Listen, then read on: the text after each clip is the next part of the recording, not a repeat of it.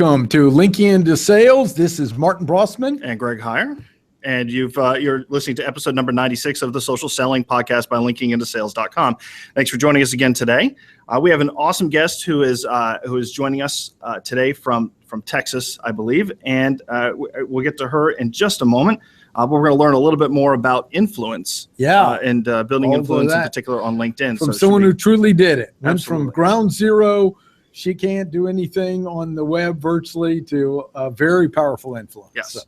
So first, let's just get into some quick social selling news. This just actually came across the wire today. But Nimble, our favorite social selling CRM or social CRM, which you can learn more about at nimble.com, they have actually announced a new feature where you can directly import your Facebook connections using the export feature that they have in there. So if you're interested in learning a little bit more about that, there's a blog post up on Nimble's blog, which I'll link to in the show notes, so you can learn about that. Way to go, John. There we go. So doing some more rollout, some more integrations. Also, they continue to improve some of the automation features along with like automated messaging, creating custom segments and things like that within the CRM to make it much easier for you to reach out people that kind of fit the targets that you're looking for. So very helpful from a social selling standpoint. Also, don't forget, Twitter has increased the amount of video time that you can record. So on Vine, they've gone from 6 seconds to how many? 140. 140. Wonder where they got that number from. I must have pulled that out of thin air. And also on Twitter video, you can go from it's now from 60 seconds to 140 seconds. The only disappointing thing that I think about this is that you can't send private video back and forth, which could be very, very helpful for social sellers, especially if they are not comfortable with using Snapchat for social selling, which we'll get to eventually as soon as I figure out filters more. Or maybe we'll bring on somebody to talk about that. Yeah. But if you're interested in learning a little bit more about Snapchat, don't forget you can reach out to us on LinkedIn or on Twitter. I'm sure you can find both of us on Snapchat because we're actually talking more and more on Snapchat sometimes. Whenever he wants to plug me, he knows coming out of your mouth might be watch out for face swap. We'll have to do a face swap. But anyways, all right. So let's get into our guest. Oh, actually, hold on. Before we get there, we have to talk about our sponsor. I can't forget about a sponsor. I was going to interrupt you. Our great sponsor, Technology Training Solutions, NC State Technology Training Solutions. We're in one of the classrooms with a beautiful picture of State here as well, and they are a training center offering all types of corporate training from Excel to A+ certification to the social media management certificate program I do with Karen Teedy and social selling with LinkedIn with Greg Heyer. And we both teach a number of courses, including we have one coming up on podcasting. So it is a go-to place in the triangle for professional training, classroom full of great seats with computers in the NC State McKinnon Center off of Gorman Street in Raleigh. They also offer on-site training as well. Yep, very much How so. can they learn more about it? Yeah, so just head out to linkingintosales.com/NCSUTTS, and we will guide you to where you need to go. Don't forget also NC State Technology Training Solutions is a nonprofit continuing education program available here at NC State, so your funding helps keep professionals getting smarter. We want that. Yeah, we'll educate you. So, great. So, all right, let's get into it. Let's talk to our sponsor or to our guest as I fumble my words through this because we're super excited about having Stephanie Sammons here from. She's actually an entrepreneur of her own. She's a corporate renegade turned entrepreneur, which is kind of cool. She has actually left her 15-year corporate financial services career in the midst of the global financial crisis at the young age of 40. That's right. To pursue her dreams to become an entrepreneur. As an entrepreneur, Stephanie went from becoming an completely unknown person in the digital business and marketing industry to emerge as a top leader and influencer. She has been named a top 30 marketing thought leader and top 25 social media expert by LinkedIn. So we're super glad to have her here. She actually authored a book as well, which you can find on Amazon called Linked to Influence. And we'll put a link in the show notes so you can learn a little bit more about her book. But Stephanie, thank you for joining us today. Thank you so much for having me. Great to be here. Excellent. So tell us a little bit about yourself. Maybe something we didn't cover in your bio there. Snowboarding. No. Yeah, that's one of the things I think is important to share some personal things about yourself online, because that's the way that we connect and resonate with others. So, yeah, I love to snowboard. I practice hot yoga on a daily basis, except for today. And I am an entrepreneur. I was in corporate America for 15 years and found myself in a situation where the writing was really on the wall. I had no choice but to leave, and I could have hung my shingle out and done the same work that I was doing, which was in wealth management. But I decided I was ready for a change. And the interesting thing, as you guys probably know about that industry, is the restrictions that are involved in trying to build an online presence.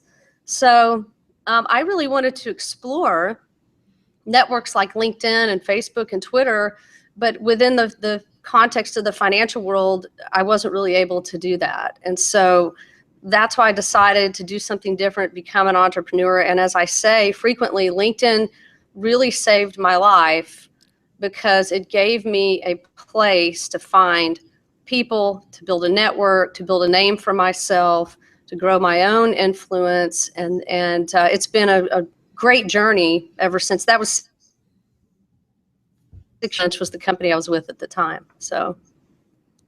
Excellent. Coming from the financial end, that's almost like being in the witness protection plan, as far as I'm concerned. Exactly. Because I remember talking to a person that works in reputation building, and they said they should pretty much take all the attorneys in those offices and give them 90 days to free up communication or they're fired, because most of the companies shackle their people so severely that they can't build relationships today, far beyond what's required by the federal regulations. Right. And ask what I really feel about it, right, Stephanie? But that's why I think that's so important to showcase where you came from, because you at 40 were at ground zero, almost have to hide your existence in a place where it is important to build relationships, but that you've been crippled by any of those institutions and how to do it, to really building up a very impressive, solid reputation online. And that's one of the reasons I was excited to have you on the show. Yeah, and things have changed. The industry has evolved, the financial services industry. And so, there are hundreds of thousands of financial advisors now on LinkedIn. They're able to have a presence. They're able to make connections and engage and interact. So it's changed for sure. But yeah, so. So, all right. Well, why don't we sent you, a list of questions. We have a number of things that we wanted to actually ask you about, and let's start with, I guess, with what you believe that customer-facing or consumer-facing financial advisors should probably be doing on LinkedIn. And I think with the premise of this is where this question is kind of coming from, is that we understand that some organizations will basically, I guess, permit financial advisors to share certain things on social networks. They have very rigid social media policies and things like that. So with that, keeping that in mind, what should they be doing on LinkedIn in particular? And we want to ask this, even though our main audience is B2B sales, we have a number of financial advisors that enjoy our show. My neighbor's one of them. So that's why we wanted to get this out first. Yeah, well, this applies to really any sales professional, any professional services provider, financial advisors, attorneys, accountants. It really doesn't matter, because in my opinion, LinkedIn today represents your modern professional identity. So if you don't have a presence on LinkedIn, you really don't exist in the professional community. If you don't have a compelling presence on LinkedIn, you're not really going to stand out or benefit from the opportunities that exist there. But why should a sales professional, financial professional be on LinkedIn? Because LinkedIn is the dominant business social network today. It is a virtual, perpetual networking event. It's going on really 24/7. What is it, over 430 million members now today? So the opportunity to find the right people and the right opportunities and attract those into your business. And I say attract, not hunt, not sell to, but attract magnetically. That's the influence part that I'm so passionate about. The opportunity has never existed like it does today. And not only that, but you get access to people like you've never had access before. And you have this opportunity to accelerate the trust and relationship building process like never before. When I was a practicing financial advisor before LinkedIn ever existed, it would take sometimes a year or more just to be able to get in front of somebody face to face, because you've got to find the person that you want to do business with. You've got to build rapport basically through the mail, or maybe if you could get someone on the phone. It took forever. And so LinkedIn really crunches that time frame down and accelerates that opportunity to build relationships with the right people. And that's why I think it's so important to be there. That leads to one of Elisa's questions, which is similar to what we just asked. Is she was going to ask, why do salespeople need to work to create influence on LinkedIn? What would that look like? And do you have any examples? Because that's one of our core audiences. Yeah, I mean, influence today is the way that you stand out. I believe you're no longer defined by your job title. You're defined by and measured by the influence that you build. And if you think about people who influence you, you remember them, you seek them out, you want to see what they have to say about the things that are important to you. We follow influencers because we like who they are as people, and we resonate with the way that they think. And so if you take that and turn it around and start thinking about building your own influence on LinkedIn, you will attract the right kind of people into your network, and those ideal clients and customers that you really enjoy working with. But to do that on LinkedIn, you have to weave in a few things, and I call them the 3 Ps. So the first P is your personality, showcasing your personality, your personal interests, these sorts of things like we talked about, snowboarding, yoga, whatever it is. You may turn some people off. Who cares? Because this is who you are. And the more that you're able to showcase who you are on LinkedIn or anywhere online, the more you will attract the right people into your network. The second one is your passion. So you guys probably know this, but having enthusiasm and passion for the work that you do is like the #1 sales tool for closing business. It's contagious. People want to work with others who are passionate about their work. And so you have opportunities using tools on LinkedIn to show that, especially within your profile. And then the third thing is on LinkedIn, showing your perspective or sharing your perspective. How do you think? Not just spitting out information, but talking about how you view the world, how you think about what's going on around you and in the context of your business. Those things, those 3 Ps are really important to building your influence. Very good. Very good. So going on with, let's continue on that line of thought with regards to influence. We feel that, when it comes to building influence, that building relationships is also a key component, and actually sometimes a frequently missed component among sales professionals. Some recent studies have actually come out that shows that if somebody doesn't have good relationship building skills, that they're going to be really, really bad at social selling, and that seems to make sense. But the study also shows that to take somebody that is brand new into sales, that has no relationship building experience, and to expect them to perform using social selling, it's not going to be very helpful. And with influence being a significant part of of social selling, and now relationship building is emerging as one of these key fundamentals, or always has been. It just hasn't been articulated very well.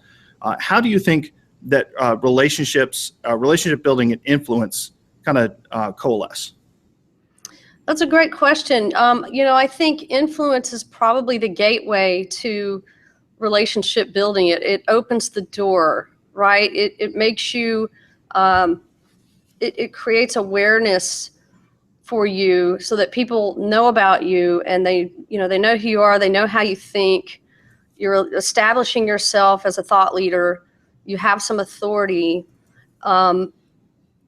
It makes your stock, if you will, more valuable. So people want to connect with influencers because they are connected. They are connected people. But the relationship building process is indeed a process, as you know. It's a trust building process. It's a step-by-step process. And new salespeople who don't understand that, look, first you have to connect, then you have to build rapport, and you have to be very thoughtful and strategic about how you take a potential prospect through your relationship building process and get to know them better, and eventually get in front of them so that you can have that business or sales conversation, or these days really a closing conversation, because a lot of the sales opportunity now takes place in the marketing, in the influence building process.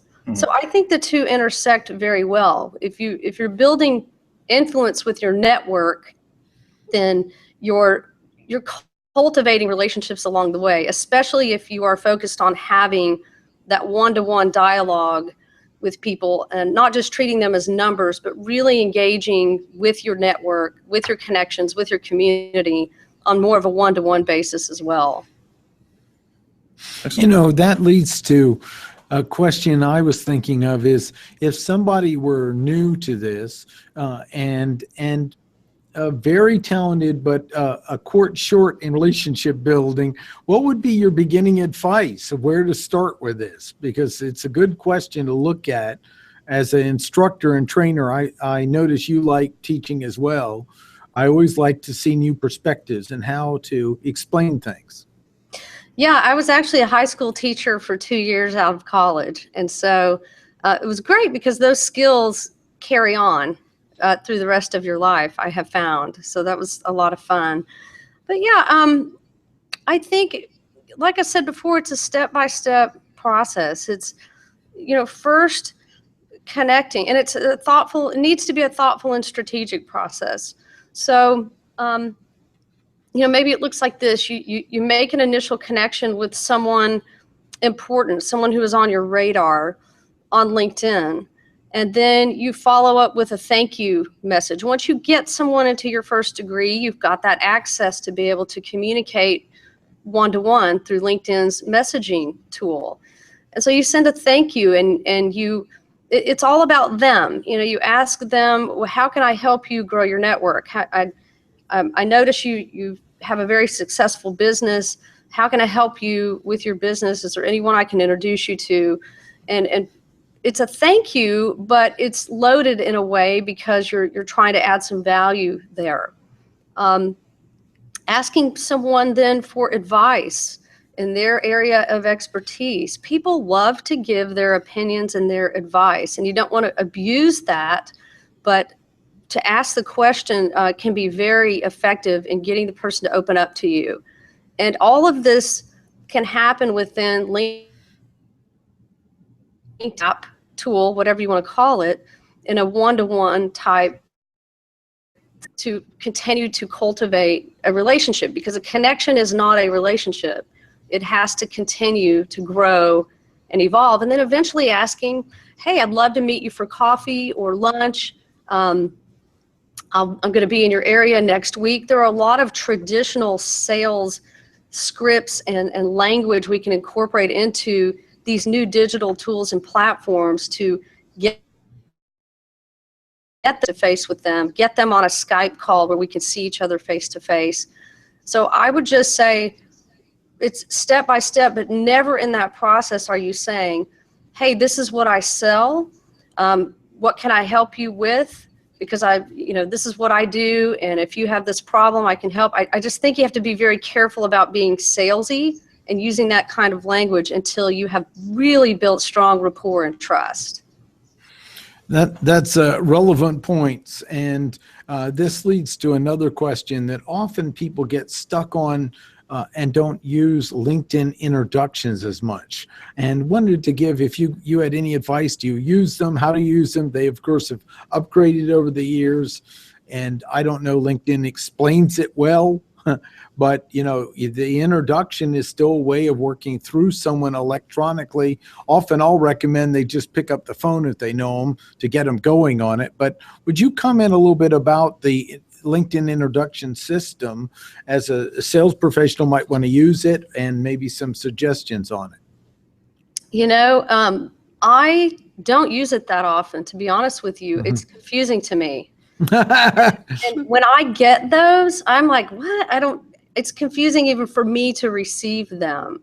So what I prefer to do is to go to each person individually and set the stage.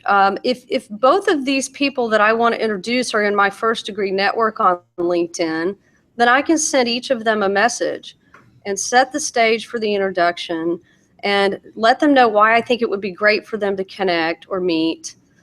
Give them a little information about the person, ask for their permission. Are you okay with me making this introduction?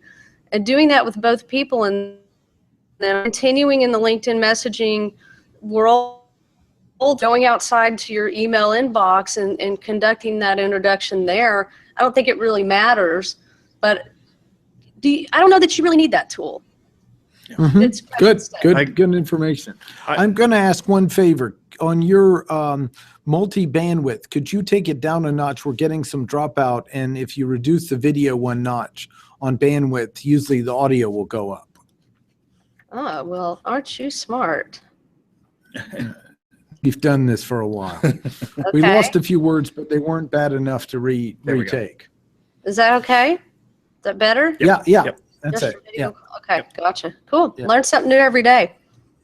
There we go.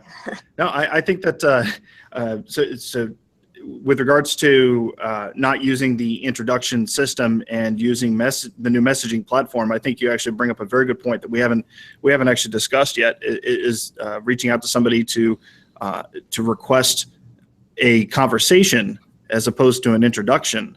I think using the new LinkedIn messaging system to add somebody to a conversation and hopefully connect two people together, I think that's a great strategy, and we should probably explore and give you some credit for that one. I like that.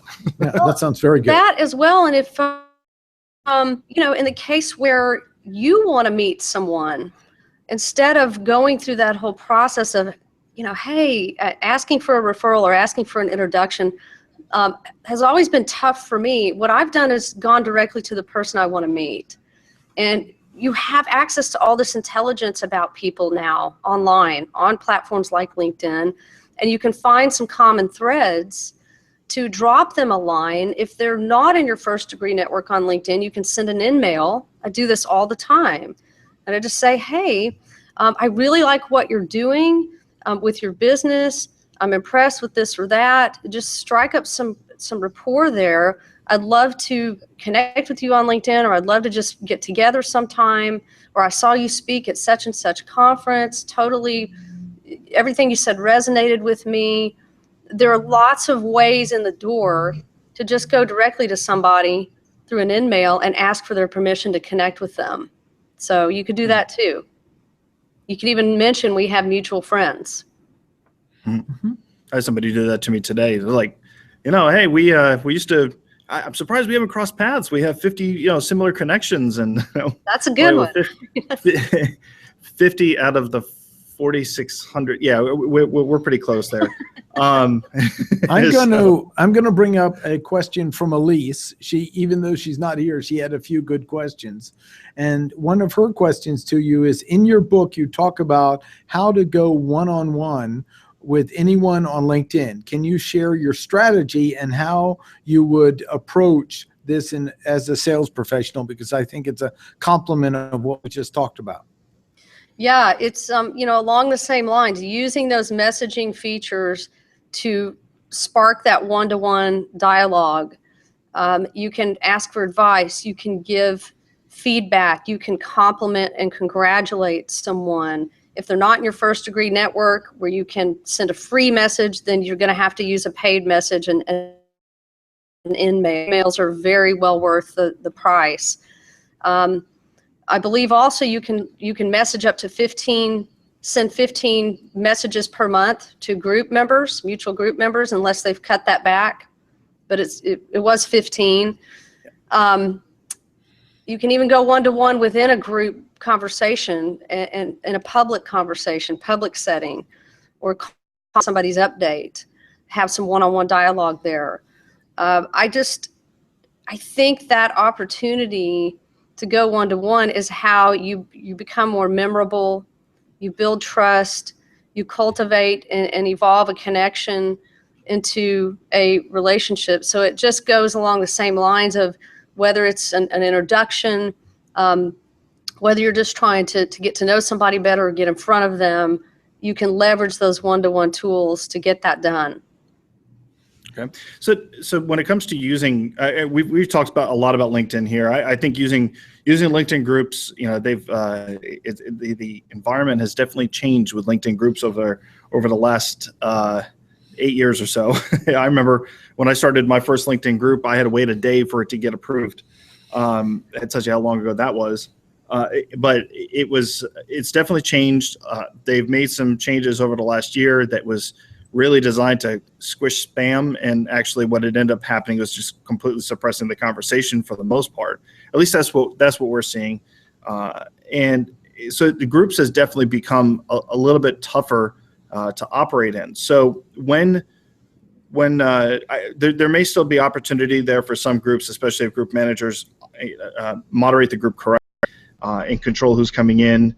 But are there any other social tools that you would recommend salespeople can use to reach the audience, and how would they evaluate that?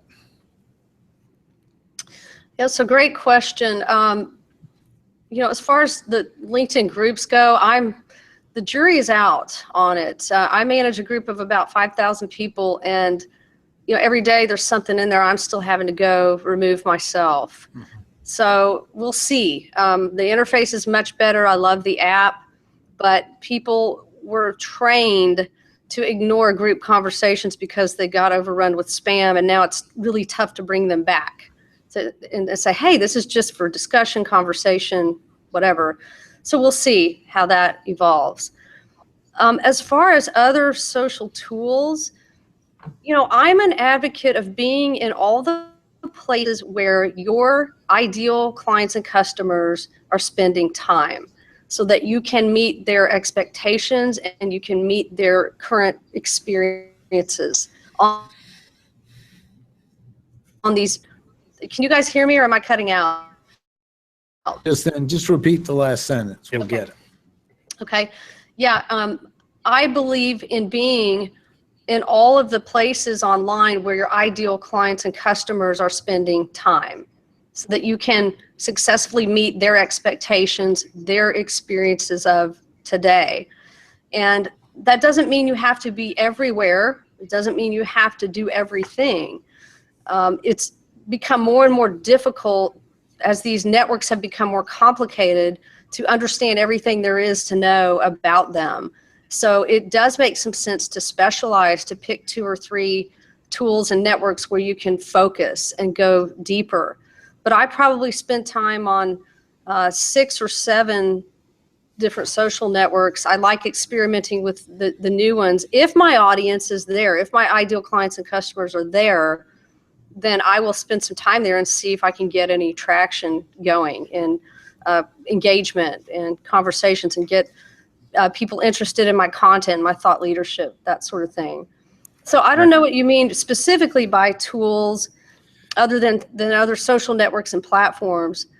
The only other thing I'll say is go mobile.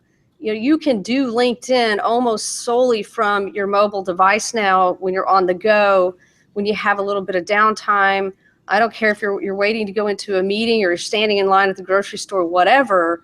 You can become much more nimble using your mobile device across these different networks. Okay. Is there, are there, obviously you like LinkedIn, so what are some of your favorite social networks then? I really love Facebook. I think Facebook just dominates on so many fronts. I think they've done a lot of things right, and the people are there. Mm-hmm. So when you have networks like Snapchat and some of these other things that are newer and up and coming, I can't help but think that Facebook will figure that out and dominate that kind of networking eventually. So you just have to kind of be selective and not spread yourself too thin. I'm on Snapchat too. I've gotten on the bandwagon. I'm experimenting with it. At first I was like, this is so stupid, but that's what I said about Twitter when it first came out. Right. So I'm on LinkedIn, I'm on Facebook, I'm on Twitter, I'm on Instagram, Pinterest. I've started recently getting really involved in Snapchat. There's a new site called Anchor, fairly new, which is all audio, which is very cool. I love audio. I think it's fascinating. Mm-hmm. So those are some of my favorite places, and of course LinkedIn. What are your views of Twitter? How are you using Twitter or see people using it? I still love Twitter. I think getting involved on Twitter chats is a great way to build a following and get some real value out of the network. I think you have to post pretty consistently to get any traction.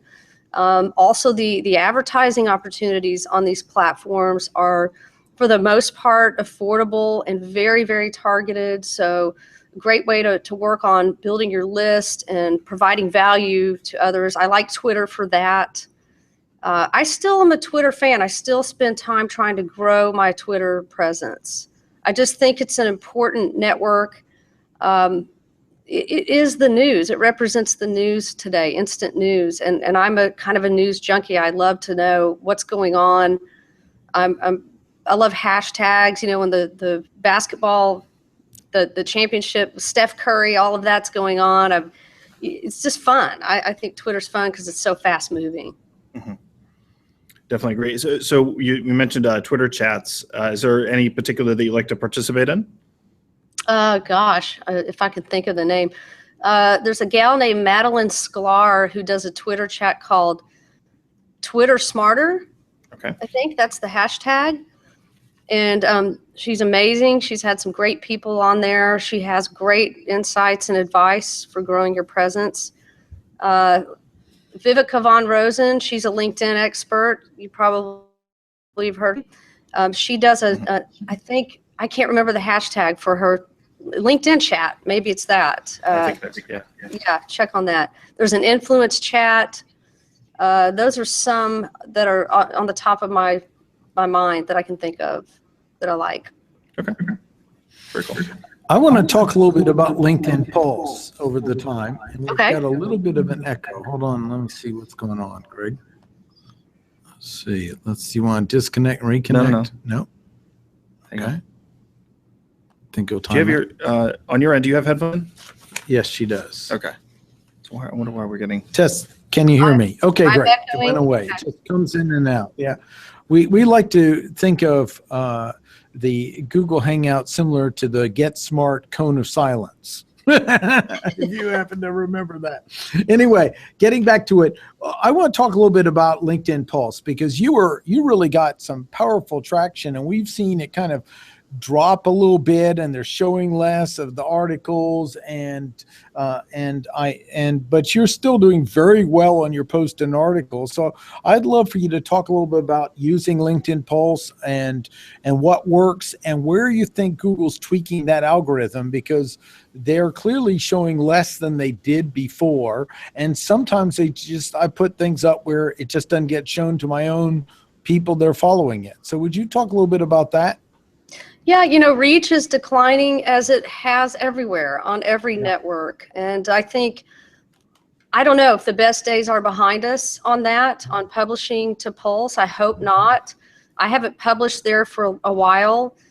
So I can't really speak to it, but I did notice that you can't find Pulse now from the LinkedIn menu. It's gone.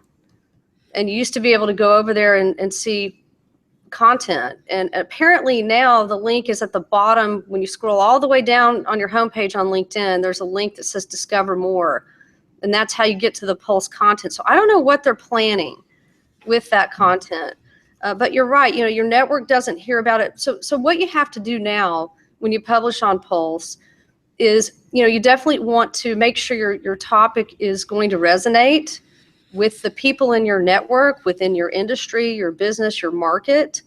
You want to choose relevant categories in Pulse for your post.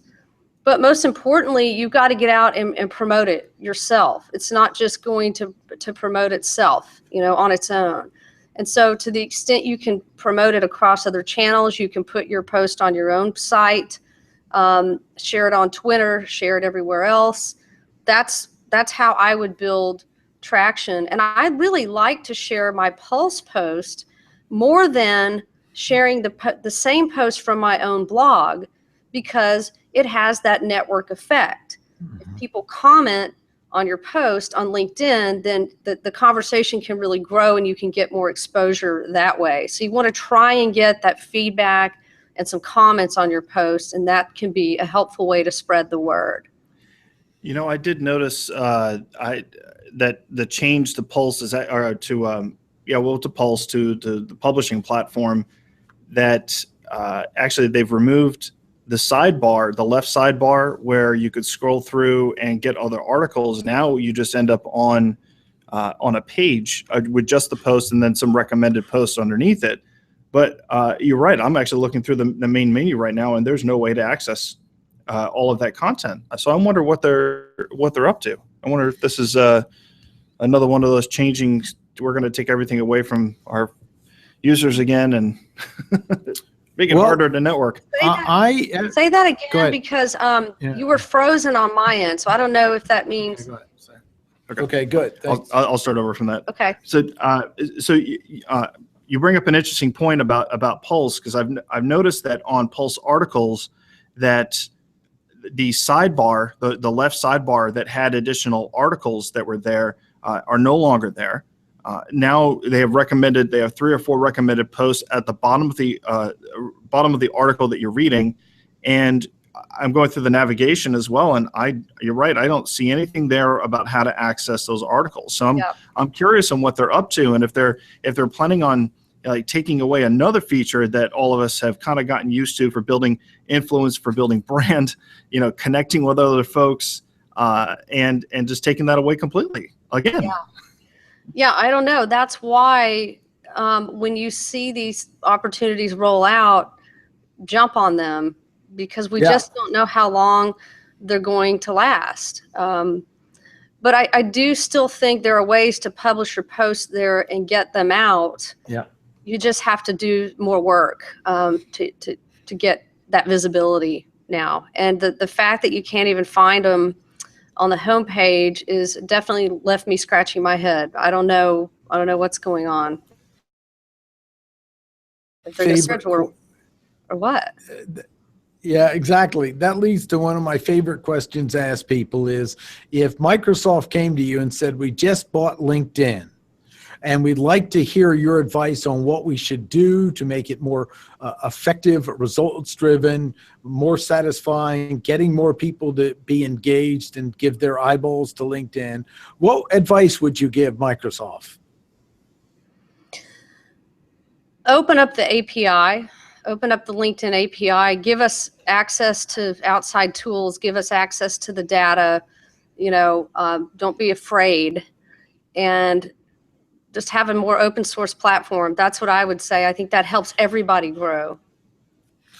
Yay for you, Stephanie. Let's all put them in as suggestions on Twitter today, all of our listeners, because I have to give credit. The LinkedIn, what was the Twitter account? It's at LinkedIn Help. At LinkedIn Help. We've been amazed how responsive they were. So you never know. So I'm going to tell our listeners, if you hear this and think it as well, let it know, because I use Nimble, and they basically whacked off the API to all CRMs except for the two most cumbersome, hardest to use on the planet, Microsoft's and courses, for a person of my level, not for a big group or big company. It's very appropriate there, but as a solopreneur, it's been a nightmare in my business, and I'm still trying to get off of it.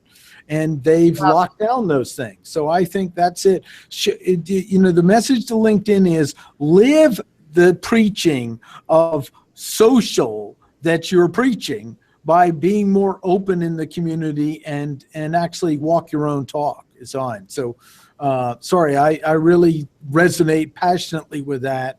And as 7 years in IBM, I really have confidence of large companies losing connection to their customers and the importance of customers and shareholders squeaking loud enough that they can't ignore them. And I do think you can make an impact with enough. It doesn't happen often, but it does happen. And Greg and I have seen changes where they rolled something out and they backed it off because so many people squealed. Yeah, that's good to know for sure.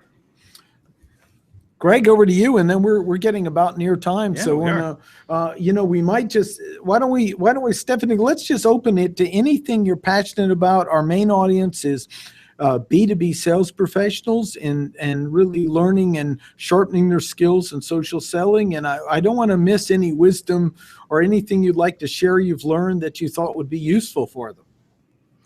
Sure. I guess, I think it's going to continue to be important to grow your presence on LinkedIn, to grow your network, whatever new features come along, whatever tools we have access to on LinkedIn, to keep leveraging those. I can't emphasize enough how important it is to just be consistently visible. And there's a new book out called Invisible Influence. The author's name escapes me. I'm reading it and I just can't think of his name. And he talks about a study in there about how powerful it is to just kind of show up every day and how you can be remembered and stand out. And if you're personable and you're sharing your perspective and you're passionate, then it's that much more powerful when you're showing up on LinkedIn. Show up consistently so that people can see you in your network, your ideal clients and customers. And then lastly, a big shift I'm making in my social media marketing and selling is going visual. Take the time to either create nice visuals yourself for the content that you're sharing on LinkedIn, or hire someone to do it for you, which is what I did. I don't have that design ability. So I have seen an uptick in my engagement simply from having nice visuals with everything that I share on LinkedIn. And that also includes SlideShare. Don't forget about the power of putting your thought leadership into presentation format and sharing those things on LinkedIn. Excellent. Good advice. Greg, I'll turn it over to you to wrap it up. This was really fun. And we want to let you state, where can people get information and learn more about you? You can StephanieSammons.com. That's my website. It's SammonsStephanie, StephanieSammons.com. You can connect with me on LinkedIn. I don't connect with everyone, and I know it's tougher and tougher to send a personalized invitation. So I normally would say, hey, let me know that you heard me you heard our conversation on linking into sales with you guys, and then I would for sure connect. But feel free to send an invitation there. I'm on Twitter. Like I said, I'm in all those different places that we talked about earlier. And where's a good place to snowboard? Oh gosh. The place I go to most often is Breckenridge, Colorado. Yeah. Great. If you found me on that mountain, I'd probably be rolling off in a stretcher with a broken leg. 10,000 feet, so it's pretty hard on you if you're not used to that altitude. But It's a huge mountain, tons and tons of runs, and it's my favorite. So Nice. Yeah, I'm very used to the East Coast plains and staying at sea level. But but anyways, awesome. Thank you very much for joining us today. And like you had mentioned, if anybody would like to connect with Stephanie, learn a little bit more about her, be sure to go visit her website, follow her on Twitter. Buy her book. We did. Yeah, absolutely. Get her book and take a read of that. We'll have a link to everything in the show notes for you to enjoy. Once again, thank you very much for joining us, Stephanie. So we want to mention now our training. Yeah, just stick around there for just a moment there, Stephanie, but and we'll catch up here just after the show. So we have I guess a couple tips that we might want to point out here. Don't forget, go out to socialselling.training. What is it? Socialselling.training. Yeah. And go out there and register for our 2 absolutely free courses. One for enhancing your LinkedIn profile for social selling by creating a customer-facing profile, and then one for enhancing your Twitter profile to create a more customer-facing and customer-engaging profile. And this is really extensive. Fully, we held no stops. And Greg, how much does it cost? It's a fair price. Yeah, it was like $FREE. Free. Okay, Free. good. So 0. Good. So get out there, take the time to go through it. We've literally put all of our training that we used to charge for on the fundamentals and said the world needs to have this. They need to get up to speed so we can play at another level. So Absolutely. This is a lot of generous and hours and hours and hours of development work we spent putting this together. And so also we will have another course available, which will be published about Soon. this time. And it is the fundamentals of creating a social selling routine. That will be available out there. That one will not be free, but we are actually working on a sweet little package deal for you. For people who already signed up, hint, hint, nudge, nudge, and listeners. Well, at least he says that. I get to control it. So but anyway, so anyways, next episode coming up, we're going to be actually talking with Tim Hughes of Oracle, who is a huge social media influence and social selling influence over in the UK. Yeah. I'm sure we'll have a lot to talk about given the situation that the UK is in. But Right we've now. actually had a couple questions that have come in from some of our listeners about how to do social selling when we have cultural differences. So, for example, if someone's in Brazil and they're trying to try to sell somebody in the UK, there are cultural differences. Same thing here. I mean, they didn't even talk about the American Civil War in their history books over Right. here. I wonder why. New York City and the South and culture. There we go. Very true. Those cultural differences, as well as some of his recommendations on some of his recommendations on what you could do to become a successful social seller. But anyways, thank you for. This is Martin Brossman. And I'm Greg Heyer, and you've been listening to the Social Selling Podcast by linkinginto-sales.com. Don't forget, you can find us on LinkedIn, Twitter, YouTube, Facebook, everywhere. Just go out to linkinginto-sales.com, Google Plus as well. Go out to you can subscribe to the podcast on iTunes, Google Play Music, Stitcher, Player FM, TuneIn, YouTube. We're everywhere you want to be. Is it like a slogan? I didn't trademark that. So have a great weekend.